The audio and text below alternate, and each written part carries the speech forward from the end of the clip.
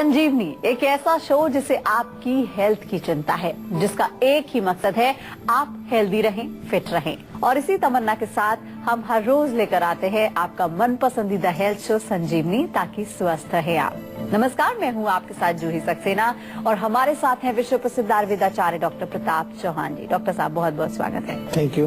क्या आप mobile, TV, laptop, computer, wifi के बिना एक भी दिन अपनी जिंदगी की कल्पना कर सकते हैं? तो शायद नहीं। लेकिन क्या आप ये जानते हैं कि घंटों आपसे चिपक कर रहने वाला आपका मोबाइल हैंडसेट आपके लिए कहीं साइलेंट किलर तो साबित नहीं हो रहा? संजीवनी के आज के एपिसोड में हम डॉक्टर चौहान से यही जानेंगे कि कैसे आज ये टेक्नोलॉजी हमें मार रही है और हमारी सेहत पर खराब असर डाल रही है। साथ ही संजीवनी टिप्स में जानेंगे कि विटामिन सी के लिए क्या ले संतुलित डोज। लेकिन उससे पहले जान लेते हैं इलेक्ट्रोमैग्नेटिक रेडिएशन हमारी सेहत को कैसे खराब कर रहा है।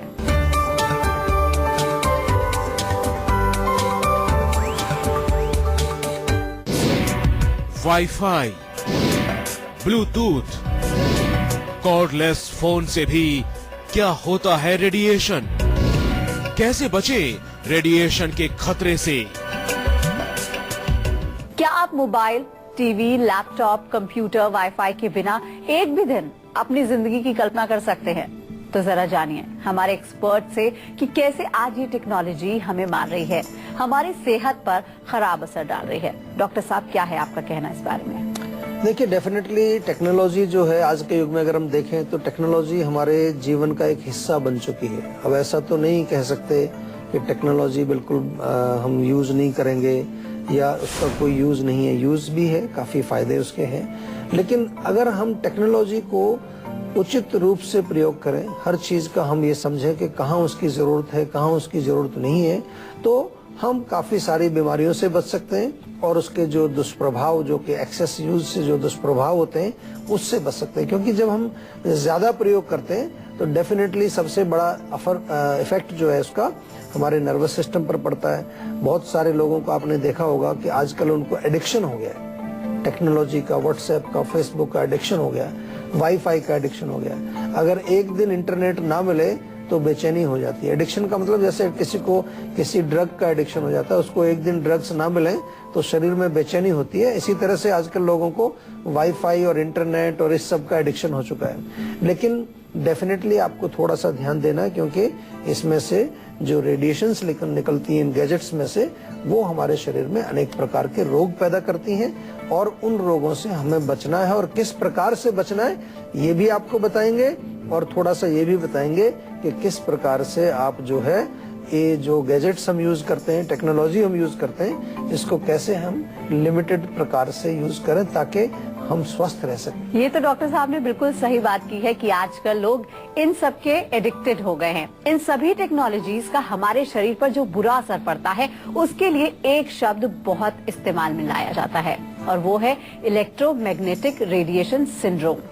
ये क्या होता है और हम पर कैसे असर डालता है, जान लेते हैं डॉक्टर साहब से। बताइए डॉक्टर साहब। देखिए, इलेक्ट्रोमैग्नेटिक रेडिएशन का मतलब है कि वो तरंगें जो इलेक्ट्रिकल अप्लायंसेस जितने हैं हमारे, चाहे आपका मोबाइल है, चाहे वो कंप्यूटर है, लैपटॉप है, इवन आपका टेलीविजन है घर में फ्रिज है, माइक्रोवेव है, बहुत सारे हम देखें तो आजकल चारों तरफ हमारे जो है इलेक्ट्रिकल गैजेट्स हमारे घर में हैं।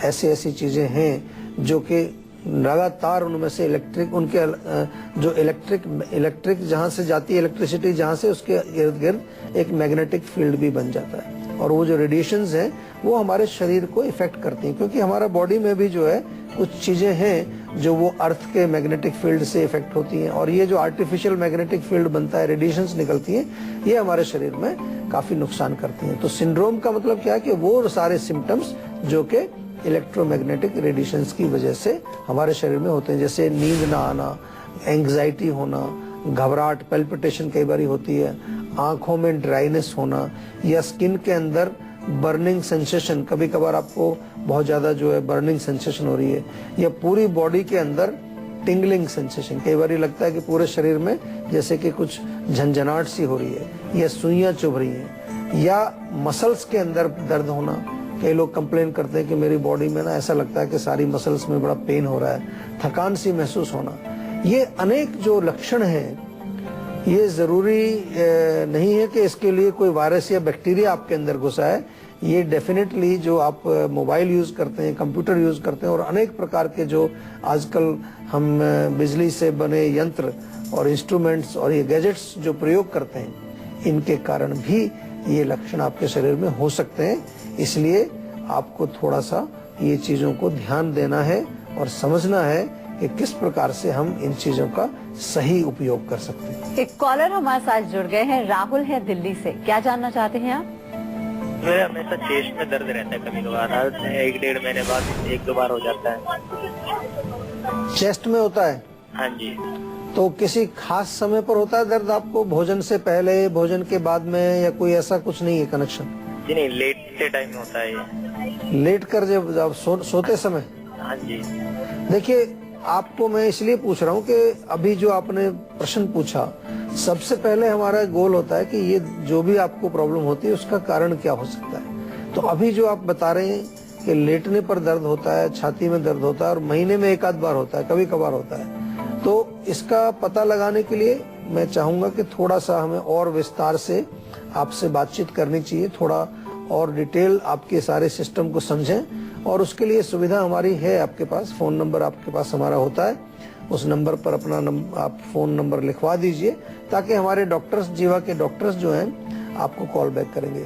जीवा में हमने ये एक सुविधा रखी है आपके लिए कि किसी भी समय आप हमारे जीवा के डॉक्टर से बातचीत कर सकते हैं। दूसरी चीज जो मैं आपको बताऊं अभी फिलहाल जो आप कर सकते हैं वो ये है कि थोड़ा सा गुनगुना तेल आप ले लें, तिल का तेल ले लें, चाहे सरसों का तेल ले लें, और उससे मसाज आपको करनी रेगुलरली, चेस्ट एरिया में, थोड़ा बैक के एरिया में मालिश करनी चाहिए, ताकि अगर कोई मस्कुलर प्रॉब्लम होगी किसी प्रकार की, अगर अकड़ाहट वहाँ आपकी मांसपेशियों में है जो दर्द का कारण बन सकती है, या कमर में कोई अकड़ाहट है, तो वो उससे डेफिनेटली आराम मिलेगा, उसको ठीक होगा उससे, और दर्द में भी आराम मिलेगा। लेकिन कभी कभार हमने देखा है कि हाइपर एसिडिटी के कारण भी चेस्ट में पेन हो जाता है। कभी कभार बहुत ज्यादा जो है आपके माइंड में कोई टेंशन है, स्ट्रेस है, उसके कारण भी जकड़ाहट हो जाती है। एक कॉलर हमारे साथ जुड़ गई हैं, राधिका है दिल्ली से। क्या जानना चाहती हैं आप? नमस्कार डॉक्टर। नमस्कार डॉक्टर जी। नमस्कार जी। हाँ जी, मुझे जानना था, मेरा स्किन प्रॉब्लम है। जी, हाँ जी। स्किन में क्या होता है? माथे की तरफ बहुत दाने निकल आते हैं। माथे पर दाने निकलते हैं? जी। तो दाने कैसे, छोटे छोटे होते हैं या बड़े मोटे बड़े वाले होते हैं? छोटे छोटे होते हैं। और कुछ उनका कलर चेंज हो जाता है क्या? लाल रंग के हो जाते हैं, काले रंग के हो जाते हैं क्या? या लाल रंग के रहते हैं। अच्छा, खारिश या खुजली होती है उसमें कुछ? नहीं, कोई खुजली वगैरह नहीं होती। खुजली वगैरह नहीं होती? हाँ जी। देखिए, दाने हो या स्किन का रोग हो किसी प्रकार का, चाहे उसमें खारिश हो या ना हो, तो आम तौर पर इसमें जो मुख्य चिकित्सा सूत्र हमारा आयुर्वेद में होता है वो एक सिंपल सा प्रिंसिपल, आम भाषा में हम उसको कहते हैं खून साफ करना, रक्त शोधन चिकित्सा इसमें की जाती है। टेक्निकल भाषा में, आयुर्वेद की भाषा में कहें तो पित्त को कम किया जाता है। तो पित्त कम करने के लिए आपको क्या करना होगा? चाय, कॉफी, मिर्ची, मसाले, गर्म चीजें मत खाइए, चाट इत्यादि मत खाइए, पकौड़े, गोलगप्पे, कचौड़ी ये मत खाइए, क्योंकि ये कई बार हमारे बॉडी में हीट बढ़ा करके इस तरह के लक्षण हमारे शरीर में पैदा कर देते हैं। और दूसरा जो है, अगर ताजा एलोवेरा जो जानते हैं ना आप, एलोवेरा का पेड़ होता है ताजा, उसको काट करके उसके अंदर से गूदा निकालिए, वो थोड़ा सा वहाँ लगाइए रेगुलरली, उससे आपको फर्क पड़ेगा। और वो खा भी लीजिए आप, जो है थोड़ा उसको सेवन भी करेंगे और 5-6 नीम के पत्ते सुबह खाली पेट चबा के खाएंगे तो उससे आपको काफी रिलीफ मिल जाएगा। मुझे उम्मीद है कि आपका रोग ठीक ही हो जाएगा। लेकिन फिर भी कोई समस्या बनी रहती है तो आपके पास है हमारा नंबर, जिसको कि आप कभी भी डायल कर सकते हैं और हमारे डॉक्टर से बातचीत कर सकते हैं। तो जो लोग वाईफाई के एडिक्टेड हैं, उनको बता दें कि कुछ साइंटिफिक रिसर्च में तो वाईफाई से शरीर पर नुकसान होने की बात भी कही गई है, और शायद हम और आप इसके बारे में सोच भी नहीं सकते। क्या होता है वाईफाई का असर हमारी सेहत पर, अब आपको बताएंगे डॉक्टर चौहान जी। डॉक्टर साहब बताइए क्या असर होता है? देखिए, वाईफाई का जो असर है, जो रेडिएशंस उसमें से निकलती हैं, उनका असर ऑफ कोर्स डेफिनेटली हमारे ब्रेन पर होता है। ब्रेन के फंक्शंस को वो इफेक्ट कर सकता है। खास तौर से छोटे बच्चों में मानसिक लेवल पर और शारीरिक लेवल पर उनकी ग्रोथ रुक जाती है। तो ध्यान रखिए, छोटे बच्चे आजकल मैंने देखा है बहुत ज्यादा मोबाइल का प्रयोग करते हैं, और मोबाइल का प्रयोग अगर नहीं करते, अगर वाईफाई एरिया में वो हैं, छोटे बच्चे हैं, वहां पर सोए हुए हैं रात को वो, या जैसा भी है, तो वो जो वाईफाई में से जो तरंगे निकल रही हैं वो उनके ऊपर असर डालती हैं। हार्ट बीट को तेज करने का काम भी होता है, इससे पल्पिटेशन बढ़ जाती है। और इनसोम्निया यानी कि अनिद्रा का रोग भी इससे पैदा होता है। धातु क्षय, हमारे शरीर में जो अनेक धातु हैं उनकी वीकनेस होती है, खास तौर पर शुक्र धातु जो सेक्सुअल पावर के लिए हमारा मेन धातु है, उस पर भी इसका असर पड़ता है। और वाईफाई में रहने से ये भी देखा गया कि जो हमारी सेल्स हैं, बॉडी की जो कोशिकाएं हैं, वो भी थोड़ा सा उनके ऊपर इफेक्ट पड़ता है। यहाँ तक के कुछ स्टडीज में ऐसा भी कुछ लोगों ने लिखा है कि कैंसर तक भी ये पैदा कर सकता है। तो थोड़ा सा परहेज करना भी चाहिए। ऐसा नहीं है कि 24 घंटे वाईफाई जोन में रहना आपके लिए आवश्यक है। रात को सोते हो कम से कम उस समय आप उसको स्विच ऑफ कर दीजिए, आराम से सोइए, सुबह उठ करके फिर ऑन कर लीजिए। इतना तो आप कर सकते हैं और इतना करना भी चाहिए। आजकल लोग कॉर्डलेस फोन्स भी बहुत इस्तेमाल करते हैं। यह मोबाइल सीधे कान में लगाकर बात करने की जगह ब्लूटूथ डिवाइस या फिर ईयरफोन्स का इस्तेमाल करते हैं। ये सोचकर करते हैं कि इससे उतना खराब असर नहीं पड़ेगा जितना सीधे संपर्क में आने से पड़ता है। तो क्या ये सही तरीका है और कितना प्रभावी है? डॉक्टर साहब, अब आपसे जानना चाहते हैं। देखिए, चाहे वो कॉर्डलेस फोन है, चाहे आपका वो ईयरफोन आप लगा लेते हैं, कई बार ये आजकल कान में कुछ वो ब्लूटूथ टाइप का है, कुछ वो भी लोग लगाते हैं। एनीवे, रेडिएशंस तो हैं, रेडिएशंस तो कान में जा रही हैं, आपके शरीर को प्रभावित कर रही हैं। क्योंकि जब आपका फोन आ रहा है, आप कोई इंटरनेट यूज कर रहे हैं, कोई भी आप बात कर रहे हैं किसी से, तो वो रेडिएशंस वहाँ मौजूद है। हाँ, ये आप कह सकते हैं कि शायद क्योंकि आपने ईयरफोन लगाया तो डायरेक्ट फोन यहाँ ना रख के और आपका जो वायर के माध्यम से वो आ रहा है, तो वो शायद आपको लगता होगा कि इससे थोड़ा कम नुकसान होगा। ऐसा कुछ है नहीं। विशेष तौर पर आपने पूछा कि कॉर्डलेस और ब्लूटूथ जो हम लगाते हैं, तो वो डेफिनेटली उसमें रेडिएशन तो उतनी स्ट्रांग आ रही है, केवल बल्कि कई बार तो वो ज्यादा पावरफुल एक यंत्र है ऐसा कि वो कैच करता है उसको, एक तरह से एंटीना का काम भी वो करता है आपका। तो इसलिए मैं समझता हूँ कि उसमें भी आपको नुकसान होता है। डेफिनेटली उसमें कुछ विशेष ऐसा नहीं है कि वो ज्यादा आपके लिए सेफ है, ऐसा मैं मानता हूँ। और ऐसा कुछ मैं देख रहा था कि कुछ ऐसी स्टडीज भी अभी नहीं हुई है कि जो ये प्रूव करती हूँ कि नहीं ये ज्यादा सेफ है। और अब बारी है आज की संजीवनी की, जिसमें डॉक्टर साहब टेक्नोलॉजी से जो हमारे शरीर को नुकसान हो रहा है उसकी भरपाई हम अपनी लाइफस्टाइल में और खान पान में बदलाव लाकर कैसे कर सकते हैं, और आयुर्वेद में इसका क्या उपाय है, ये बताएंगे डॉक्टर साहब आज की संजीवनी में। देखिए, सबसे पहले तो आपको एक आदत डालनी है कि जहाँ पर जरूरत नहीं है उसका प्रयोग मत करिए। अननेसेसरीली आजकल प्रयोग हो रहा है फोन्स का, मैं देखता हूँ। 2 मिनट आपको मिले खाली और बस लगे उसमें। आप चाहे ट्रेन में देख लीजिए, मेट्रो में देख लीजिए, जो बस स्टैंड पर लोग खड़े हैं उनको देख लीजिए। अब तो चलते चलते भी लोग, पैदल चलते चलते भी, ये बहुत बड़ी बीमारी है। क्या वास्तव में वो आप कोई बहुत इंपॉर्टेंट काम उस पर कर रहे हो? अगर नहीं तो उसको आप मत यूज करिए, उसको थोड़ा सा जब जरूरत हो तभी प्रयोग करिए। ये सबसे पहली बहुत इंपॉर्टेंट चीज है और इसको कर सकते हैं आप। जब आप किसी भी चीज के दुष्प्रभावों को समझते हैं तो आप उसको छोड़ने का प्रयास भी करते हैं, उसको कम प्रयोग करने का प्रयास आप करते हैं। दूसरी चीज क्या करनी है आपको कि नियमित रूप से आपको थोड़ा सा फ्रेश एयर का आपके बॉडी में प्रवाह होना चाहिए। अंदर कमरे में तो बैठे ही रहते हैं, थोड़ा बाहर निकलिए, पार्क में जाइए, ताजी हवा कहीं पर हो। बहुत मुश्किल है आजकल, हमने सारी प्राणवायु को दूषित कर दिया है, लेकिन फिर भी जहाँ पर कोई पेड़ पौधे लगे, ग्रीनरी है, वहां जाकर के थोड़ा वॉक करेंगे। और वॉक पर जाते समय फोन मत ले जाइए साथ। अब तो लोग वॉक करते करते भी व्हाट्सएप करते हैं, मैंने देखा है, या कान में लगा के रखते हैं कुछ ना कुछ म्यूजिक वगैरह, या कोई फोन आ जाए, तो वो नहीं करना है, वो बहुत खराब चीज है। पानी पीना चाहिए नियमित रूप से, 2-3 लीटर पानी पिए, थोड़ा नींबू पानी पिए, तो वो आपके बॉडी में काफी टॉक्सिन्स को साफ करता है।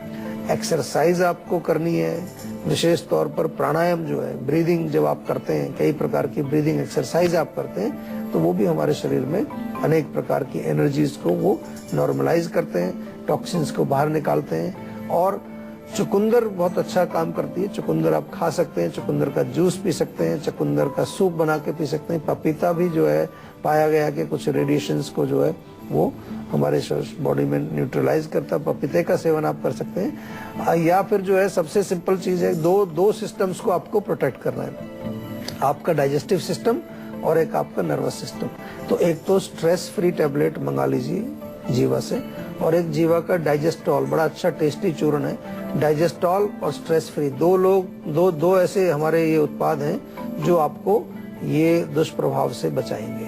लेकिन बहुत इंपॉर्टेंट ये भी है कि ओवर यूज नहीं करना है, जहां जरूरत हो वहीं पर उसका प्रयोग करना। अगर आप भी चाहते हैं कि बीमारियां आपके पास ना फटके और आप फिट और हेल्दी बने रहें, तो आप इस नंबर पे कॉल करके 0129404004 पर अपना फोन नंबर जल्द से जल्द रजिस्टर करवा सकते हैं। उसके बाद डॉक्टर चौहान के पैनल के डॉक्टर आपको खुद फोन करके आपकी सेहत से जुड़ी प्रॉब्लम का सोल्यूशन देंगे।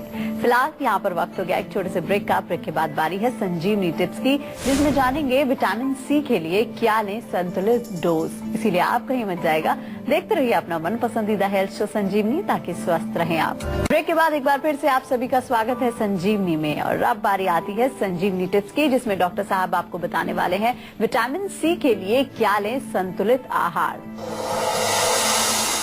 देखिए, विटामिन सी हमारे जो नेचुरल फूड्स हैं उनमें मिलता है, उपलब्ध है, और उसको सेवन करना चाहिए। विटामिन सी के बहुत सारे फायदे हमारे शरीर में हैं। तो सबसे पहले तो संतरा जो है उसमें विटामिन सी मिलता है, नींबू के अंदर भी होता है। तो संतरे का सेवन आप कम से कम रोज अगर करें, या नींबू पानी आप पिए, तो उससे आपको विटामिन सी मिलता है।